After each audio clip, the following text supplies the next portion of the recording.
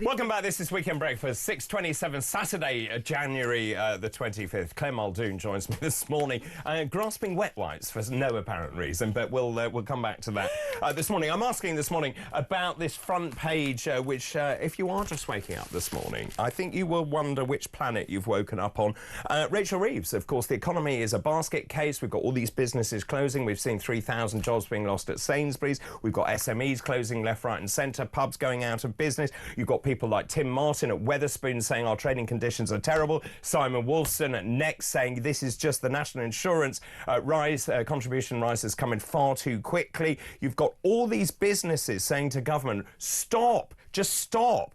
And the government refuses to listen. Apparently what we need to do instead is be more positive.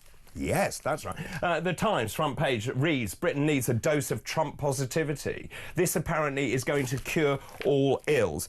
She says Britain must learn from President Trump's positivity, be more optimistic. We need to revive our animal spirits and turn the economy around. She also says there are going to be 6 interest rate cuts this year, which when I've talked to various financial advisors, they don't agree with that. Lots of other economists saying we're in a death spiral. So who's right? Which of those is right? Do you agree with Rachel Reeves that what Britain needs is a dose of Trump positivity? If that is the case, then what does that look like?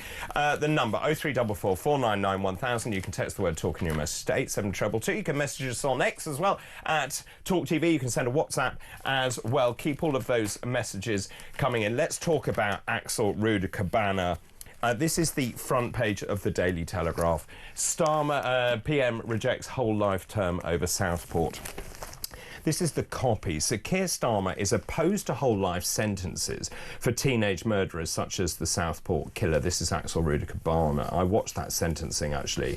I went cold. Oh, it was just horrific. You know, he was sentenced to 52 years.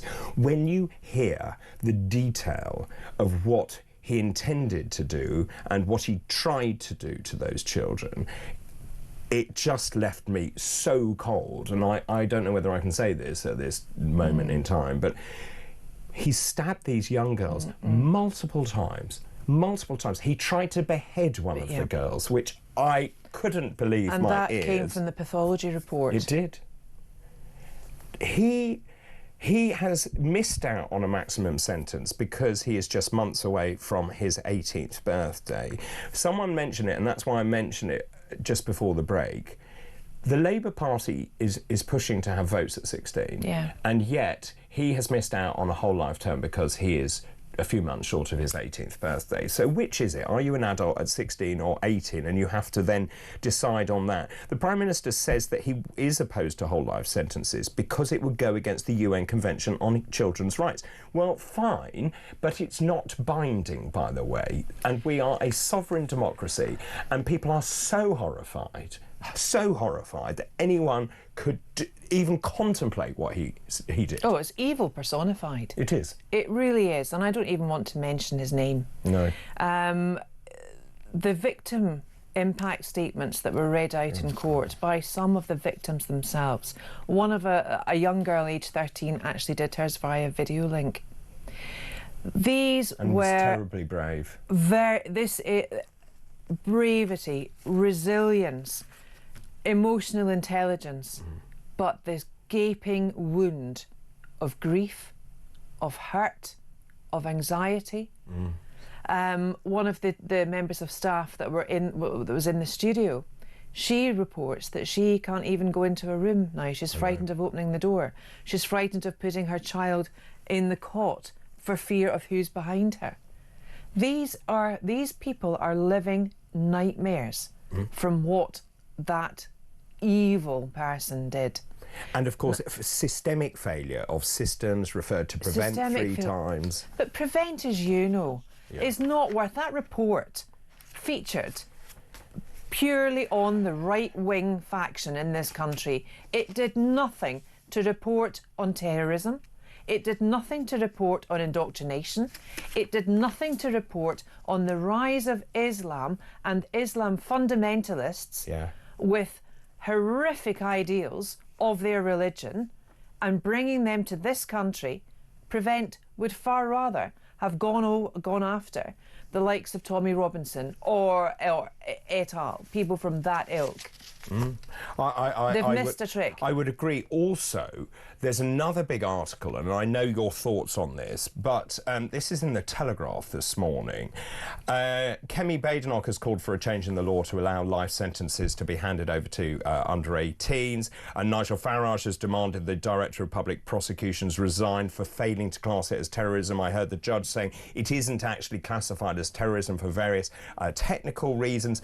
Now, it's always on the technicality. There was ricin found. There was the Quran found. Al-Qaeda training manuals, ricin. Exactly. I mean, what bit of that isn't exactly? terrorism? I mean, what are they not wanting to let the public actually know? Do they not want to use words like terrorists or for fear of an uprising?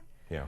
We, the public, need to know that we're safe. We, the public, need to know what's going on. And we also, I will come back to that, but in terms of what Reform UK MPs, Rupert Lowe and Lee Anderson, called for on Thursday, was for cases like this, where, in your own words, this is pure evil, then we need to bring back the death penalty. No, we don't. That is just, that's belittling life. Now, the person that killed those 3 beautiful girls in Southport at the Taylor Swift dance studio class, even although he's done it, no one is, in my view, able or should take the life of another. Of course. Whether or not we absolutely know, without a shadow of a doubt, that he committed those atrocities. Well, he admitted it. Exactly, right? But we know, there's picture evidence there.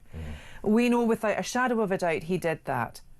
I still would rather he rot in a prison than his life being taken away. When you look at the polling, this was done by YouGov, it shows that actually more than 50% of respondents would consistently support the reintroduction of the death penalty. I have 2 thoughts on this.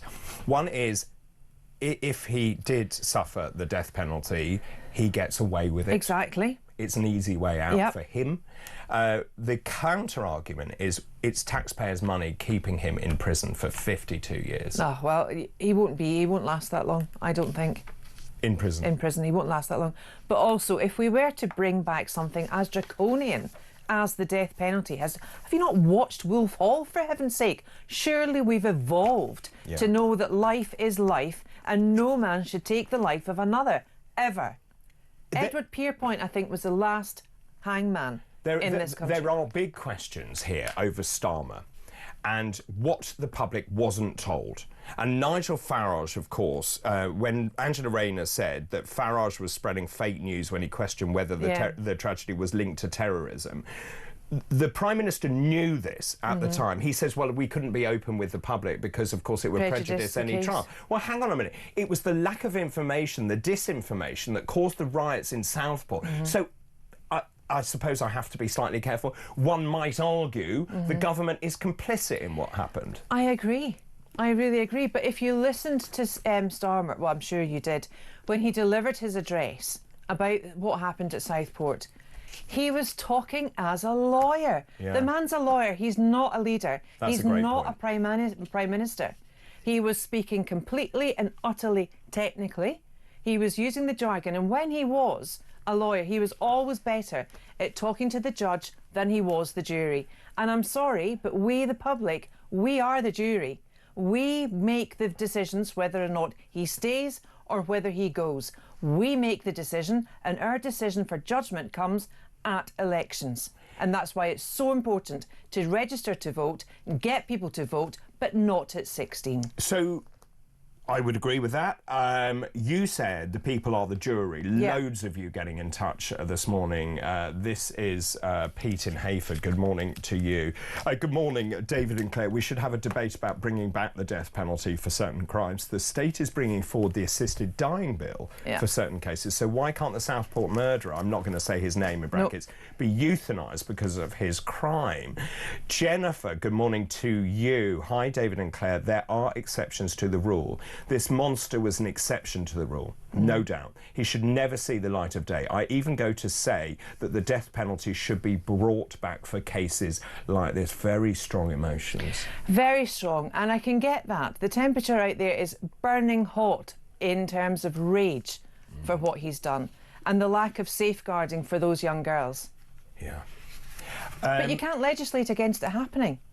But the problem with bringing something as abhorrent as the death penalty back is ultimately there will be a miscarriage of justice. Someone will be killed when they shouldn't have been. And that's why it's not. And my position is always pro-life.